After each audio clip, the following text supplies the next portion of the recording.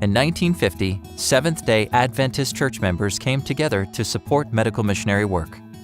Through the 13th Sabbath offering, members like you gave to help send doctors and nurses to the village of Koza in Cameroon. Soon after, a hospital was built to serve the people. Meet Dorothy Brenwald and her brother-in-law, Dr. Arthur Bergman.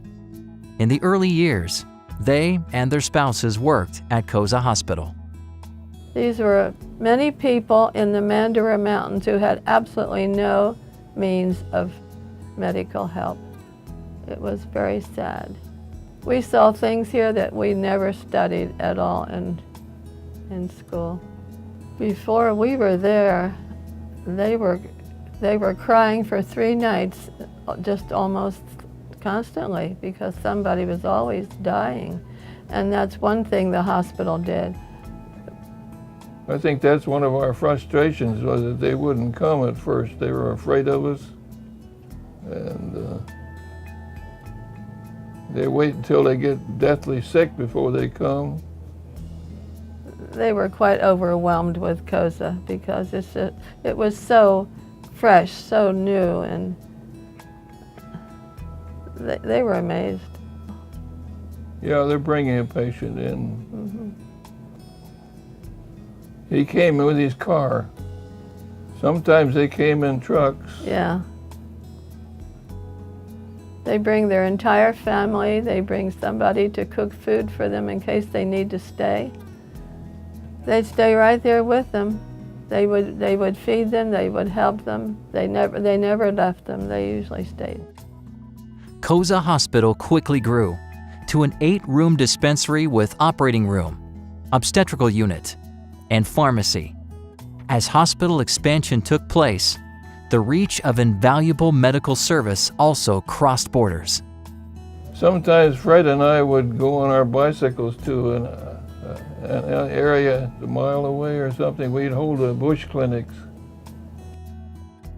Well, we're going to get there pretty soon. It's not very many good roads.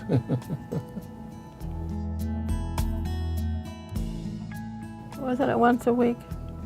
I think so. We couldn't take a lot of medication along, but we took the things we thought we would need most and encourage them to come to the hospital if they needed more care.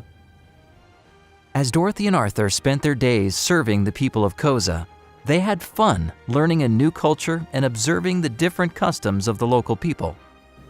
That's how they dressed. And the men wore a smile, remember? They were very gentle people. I liked that about them. That's the kind of hut that we lived in, except we had three together. Now, some of the walls beautiful. were stone and others just mud. And most of them were mud, I think. When we went there for life, until Jesus would come. Since those early years, many other Adventist missionaries have taken up the challenge to support Koza and other hospitals around the world. Through medical mission, people have been blessed here and now, and for eternity. And when we went back in 1985, and that was 25 years after we had been there, we went back for 4 months. There were tens of thousands of many more people who had been baptized, and that just thrilled me. Your prayerful support and mission offering continue to assist thousands with health, truth, and hope.